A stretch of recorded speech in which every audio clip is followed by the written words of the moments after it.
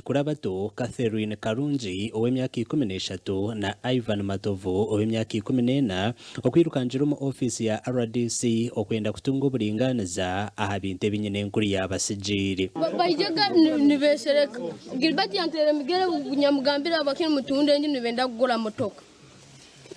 batere migere Gilbert akayine kyana nainda kintera mtu munyoku balimesa kugura motoka yantere migere yaye avuga motoka Gilbert yejaga munju na jaki yaro na tubinga mnagamba tuturuka heru naija jaja na nibaleta sente wetu sente zontazikenga zika tamanya na mbezi aba niziruga nyoe ekinte kinyatekeraho mukono niye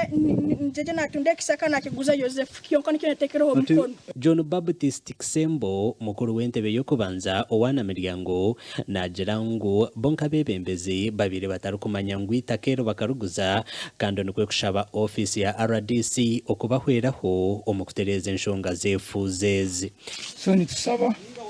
government tukonyera RDC tukonyere nuko abana bafuneho kwikara enju egiburikire oguna birungi ngoka kubarura abasije babiri abo bagobi buzima nubo baturetana ogo na birungi basije baki bagobi kandi ndorangu abana bakuru bakugezaho kunyigiriza abana abato kandi nyine nkuru wabo yabarekeyire ebyo buguda byabo byalekero munsi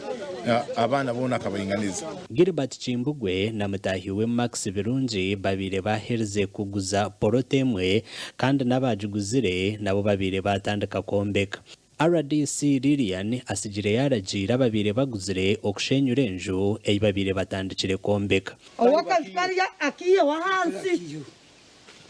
karagari